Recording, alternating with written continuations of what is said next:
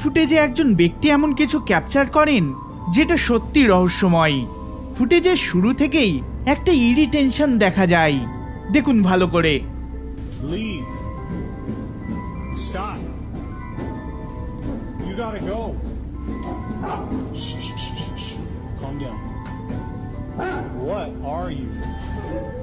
Stop.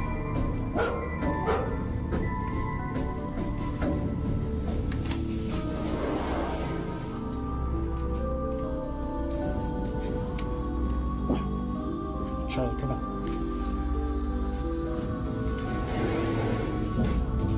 I don't even know how to explain what I'm seeing.